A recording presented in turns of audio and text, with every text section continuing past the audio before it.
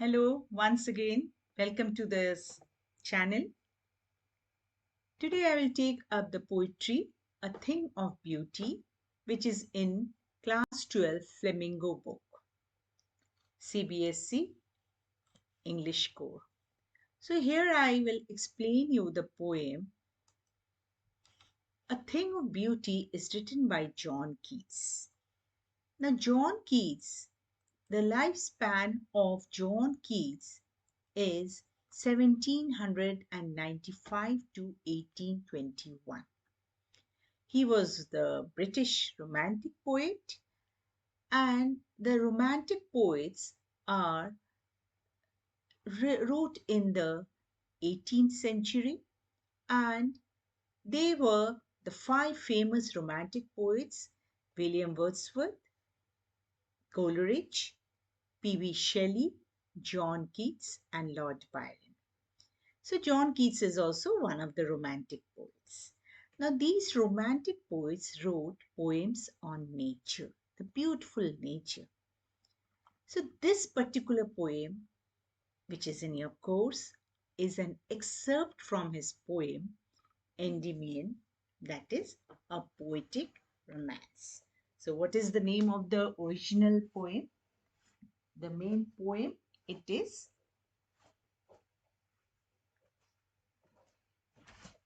you can see Endymion, a poetic romance. So this is an excerpt, means this is a part of that poem taken from, it's an excerpt from the poem Endymion. Now there is a story behind this poem. That is, the poem is based on a Greek legend. The whole poem, that is Endymion, a poetic romance, is based on a Greek legend, that is Greek story, in which Endymion, the hero of the poem, the story, a beautiful young shepherd who is a shepherd who takes the sheep to graze in the meadows, and poet who lived on Mount Latmus. He had a vision of Cynthia. So here you can see the moon goddess. He had a vision of the moon goddess Cynthia. Now the enchanted youth, the enchanted means he's fully enamored in love. He resolved to find her, to seek her means to find her out. And so wandered away through the forest and down under the sea. So he traveled all the way through the forest and down under the sea. So here, this poem, A Thing of Beauty, is an excerpt from that Endymion poem, a poetic romance. So the theme of the poem is, you can find in the very opening line of the poem. That is, a thing of beauty is a joy forever. A thing of beauty is a joy forever. Definitely it is so. A, any beautiful thing will always give you joy. Whenever you remember a beautiful thing, it will always give you joy. Openly recites the very theme of the poem. That is, any beautiful object is always treasured in our mind because it provides us eternal and everlasting joy. So, what is it providing? It is providing us eternal and everlasting joy. It always gives us joy, eternal. It can never stop. Whenever you remember it, it will give you joy. So here, the happiness that anything beautiful provides never fades into nothingness, but multiplies manifold. It never fades into nothingness means it never goes away totally. It is always there, and it also multiplies many times. Manifold means many times it is multiplying. So here this is what is the theme of the poem. Whenever it returns to our mind, it will only give us happiness. So what is the thing of this the poet John Keats? He's a nature poet, and therefore, what is he describing? What is he talking about? That a thing of beauty. That is, what is the thing of beauty he's considering here? The beautiful nature. That is, it is there, which is giving us an everlasting joy. It is a joy forever. So the theme of the poem is thus a joy, a thing of beauty is a joy forever.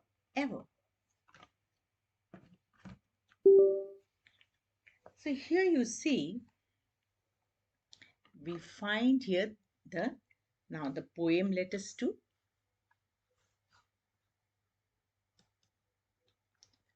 One second. Okay, a thing of beauty. This is the poem, and I'll give you the explanation also. This is on page number 98 in your Flamingo book. So, a thing of beauty is a joy forever. Its loveliness increases, it will never pass into nothingness. So, what is the poet telling? The poet says here that a thing of beauty is giving us joy. It gives us a joy which is everlasting, joy forever. That is, it is everlasting. The beauty, the joy which is a thing of beauty gives is everlasting. Its loveliness increases. So, its loveliness increases means its beauty increases manifold. Its beauty increases many times. It will never pass into nothingness. That is, it will never pass into nothingness means it will never fade away. It will be always there in our mind. It will keep on giving joy.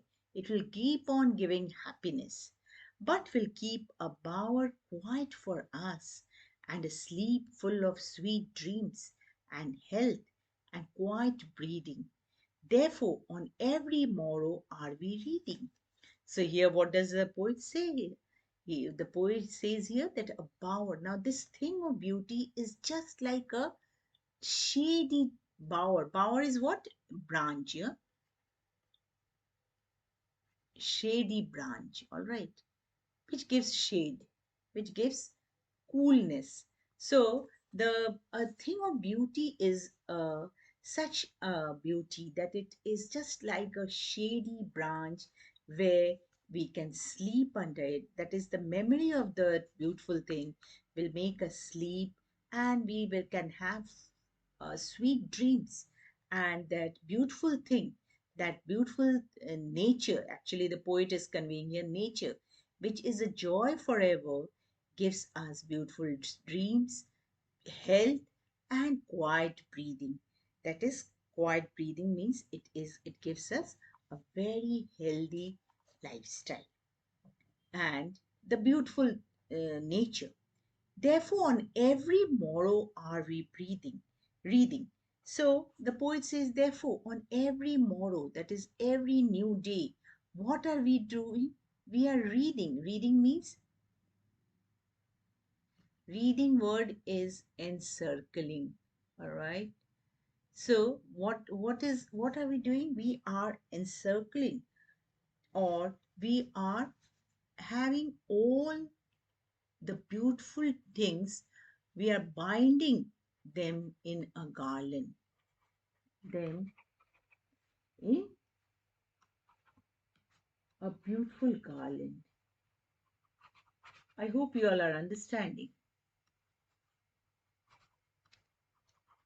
That is, beautiful garland means all the beautiful things. Every morrow, every new day, we are encircling them. We are bringing together. We are binding them together, just like a wreath. Wreath is what? A brown garland, a beautiful garland. Next, you see, next line here.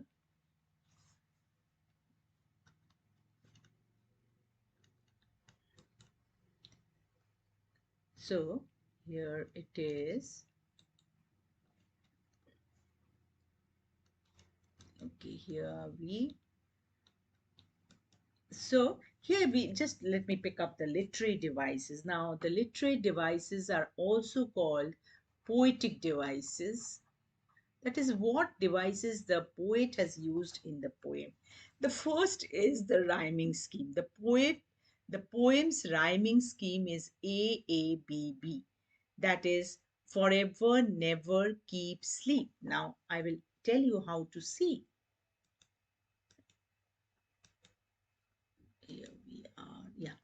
Now, here you see the rhyme scheme here is AABB. All right.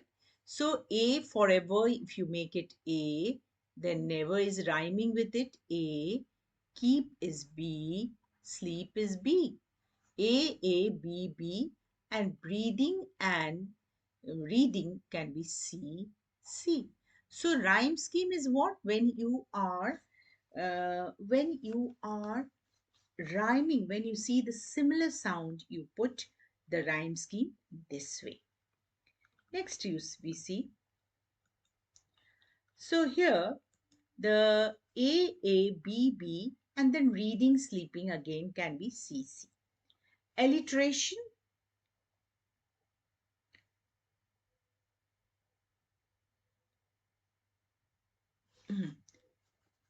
Now, there is the use of alliteration also. Now, the meaning of alliteration, this poetic device is when you have use of use of consonant sound at the start of two words which are close in series. That is when the consonant sounds, when this is and this s, they are similar, then they are alliteration. This is known as alliteration. So this is sleep sweet. In the line number here you see sleep and sweet and a sleep full of sweet dreams. That is an alliteration.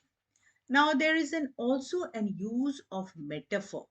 Now, metaphor means also a comparison between two dissimilar objects, and here the comparison is made between two dissimilar objects, but there will be some similarity. Now, here, Bower quiet is a metaphor.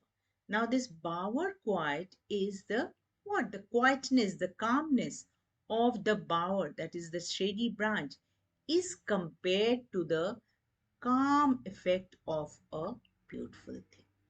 It is compared to the calm effect of the beautiful thing. Means calm effect means what?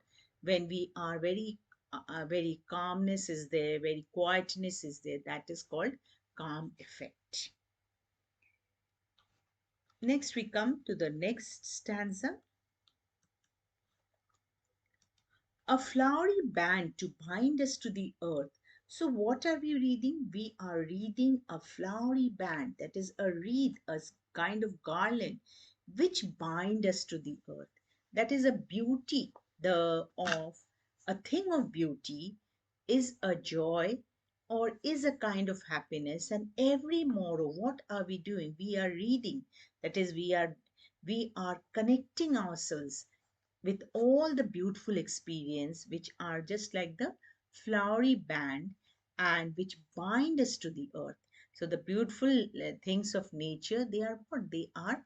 They bind us to the earth. They are connecting us to the earth.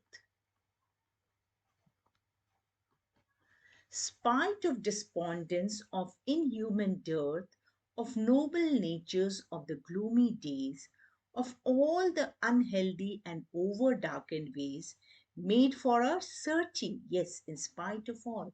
So, what is this flowery band? What is this beautiful experience of all the beautiful things of nature? They are doing what? We humans have a lot of spite of despondence. Despondence means depression, okay, depression, hopelessness,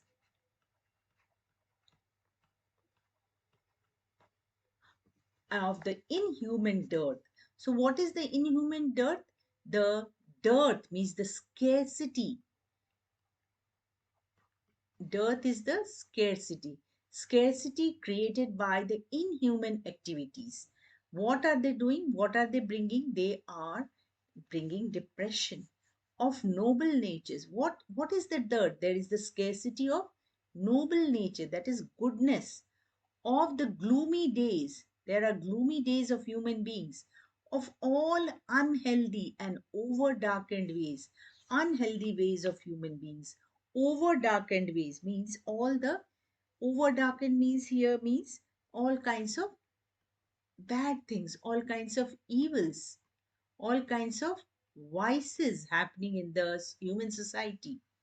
Made for our searching, that is, made for our searching means when we are making more and more, we are running after more materialistic things. This is our search, running after materialistic things, more material, more luxuries and comfort, materialistic things. Now, here you understand very properly that what is the nature, what is the flowery band, what is the beautiful wreath of the flowery band do? They connect us to the earth. Though human beings are full of, this is spite means though human beings are full of hopelessness, inhuman scarcity is there of noble nature. That is, there is scarcity, less of noble nature, less of kind nature. And human beings are, when they are full of gloomy days, of unhealthy and evil ways, vices made for our searching, which are done for more and more materialistic things. Yes, in spite of all. Yes, in spite of all these negativities, what is nature doing? Nature is giving us, in spite of all these negative things, nature is giving us what? Nature, the beautiful nature, is giving us joy, happiness. I hope you have understood it. Please write in the comment box. And mm, learners, if you like the explanation, please subscribe the channel, press the bell icon, and like and share. Next, we see. Now, here in these lines, their literary devices, there is the use of anaphora. Now, use of anaphora means use of the same word in two consecutive lines, two, one after the lines. That is called anaphora. Now, here you see the anaphora, the use of anaphora you'll see here. Now, of noble nature, now let me be. Here you can see, I'll give you some other colors so that you can very well understand. Now here you see, anaphora is here of noble nature and, sorry, here of noble nature, of all. Now what is this? This is anaphora. Phora. Now, this poem has a lot of literary devices. When the same words are repeated in two consecutive lines, that is called anaphora. Now, here you see next, the next poetic device here is, so we have anaphora here, use of same word in two consecutive lines. You can find anaphora in another poem of your syllabus, that is Keeping Quiet. Next is we have, here you see, alliteration. Alliteration, this is noble nature you found. Use of consonant sound at the start of two words which are close in series. So, band, bind, noble nature, this is alliteration. Now, there is the use of metaphor also. Wreathing a flowery band, that is making a flowery band, that is the beautiful. What is this flowery band? This flowery band is the comparison of this beautiful thing of nature, of a life which is binding us to the earth. So, reading a flowery band is a metaphor. So, what is this? This is a metaphor. That is the comparison. Metaphor is what? The comparison made with the beautiful things of our life. Next, you see, such the sun, the moon, trees old and young. Now, what is the in this stanza is described? Before this stanza, the negativity the poet has described. Here you see the beautiful. These are the list of beautiful things. That is here such the beautiful. Here the beautiful sun, the moon, all beautiful things of nature.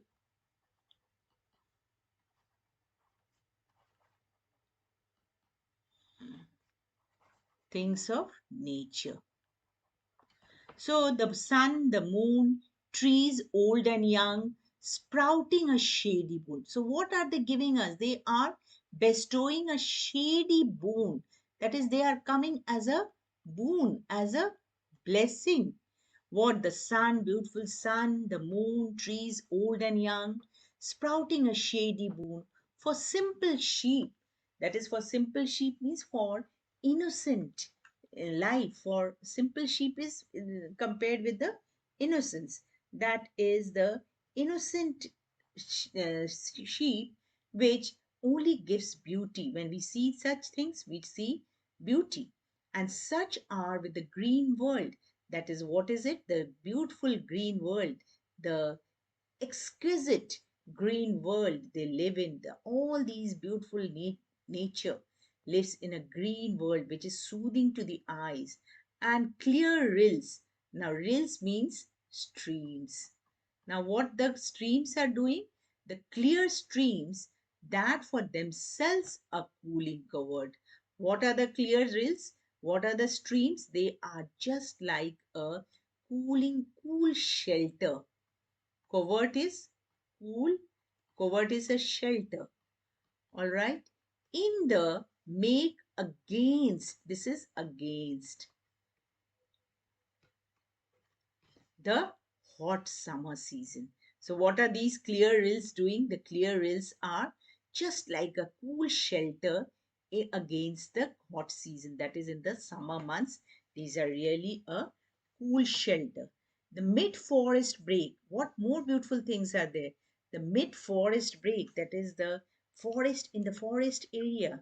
The break, that is, you find the next beautiful thing. Okay, here again the alliteration. The use of consonant sounds S in sprouting shade, simple sheep, cooling covered. These are alliteration. Now there is imagery also. Trees giving shade. What are imagery? The poetic device imagery means when some image is presented by the poet, when some picture is given. So you can visualize, that is trees giving shade and sprouting shady boon. All these are imagery. Growing process of daffodils. Daffodils with the green world they live in. Clean, clear streams. These are imageries. Now there is the use of antithesis also. That is opposite words, old and young. This is just two words which are opposite to one another is called antithesis.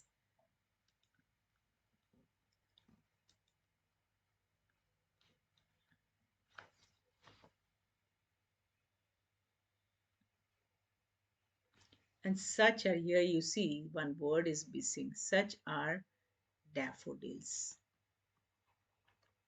Okay, these are the daffodils flowers. So here, next you see here. So we have understood here, these are all images, imagery, antithesis, alliteration. Next you see. Now, bower quiet, this is also a metaphor, as I explained you, refers to a quiet, shady part in the garden. Sweet dreams are what? Sweet dreams are happy dreams. Reading a flowery band is a connecting to nature. So, reading a flowery band is connecting to nature. So, here you see this is connecting to nature, this is power quiet, this reading, all these are metaphors. And pall means a covering like a shroud.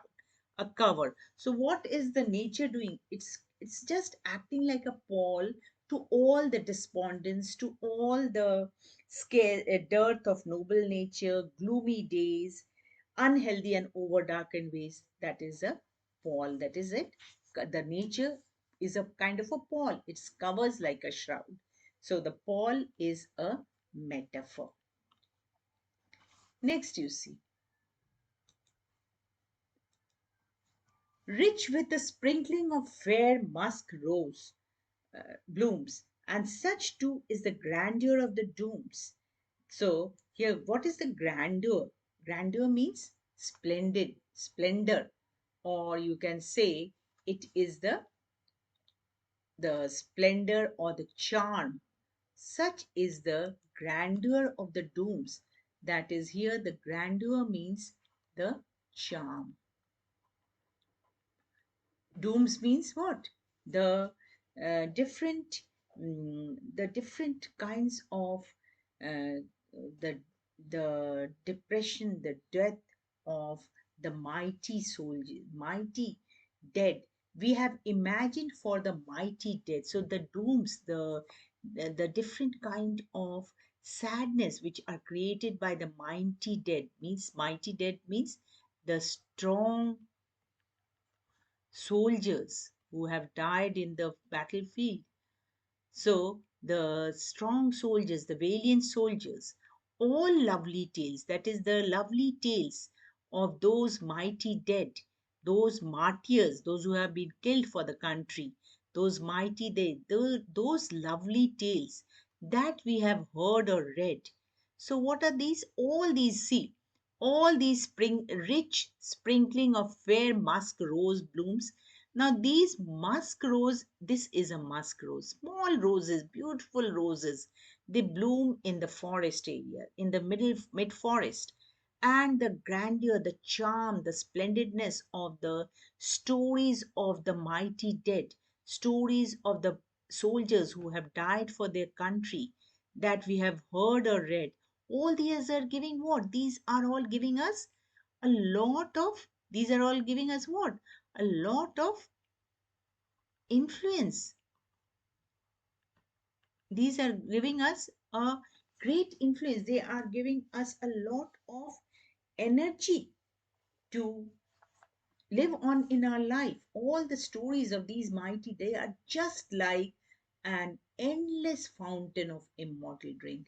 That is, they are just like the fountain which has the immortal drink, which has the, what you say, the nectar, which has all the strong nectar, which is endless.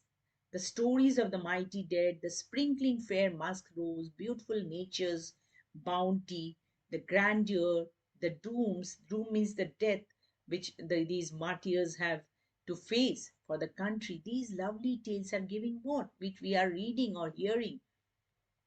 They are just like an endless fountain. That is, they are giving us incredible and immortal gift to mankind. All these, what are they pouring? They are pouring onto us from the heaven spring. That is, they are coming on us. They are showered on us in a in an immortal way, in an endless way. So, what is it? Nature is giving us what? Nature bounty, B-O-U-N-T, bounty is giving what? Is incredible, it's unbelievable, it's unsurpassing, incredible and immortal. It is incredible and immortal gift to mankind. That is the gift to mankind. Okay? So this is what? This is an endless fountain. That is, it's incredible. It's immortal gift to mankind, the immortal drink, which is the a thing of beauty, which is a joy forever. So all these things are the beautiful things which are giving us a joy which is forever, which is eternal. So here you see alliteration. HV is in the have word. Here we are getting the alliteration. Metaphor is there. So metaphor, the metaphor here you find immortal drinks. Here alliteration, beautiful objects. What is the immortal drinks? These are the beautiful objects of nature, are forever like a never ending, not portion. It's a portion of drink. That is nectar, portion of drink. That is kind of a nectar. Imagery, full of imagery, bushes full of musk rose, all beautiful images.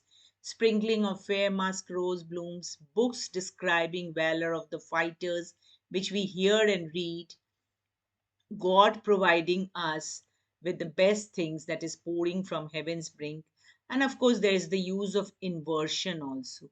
Inversion means when the normal order of the words is reversed.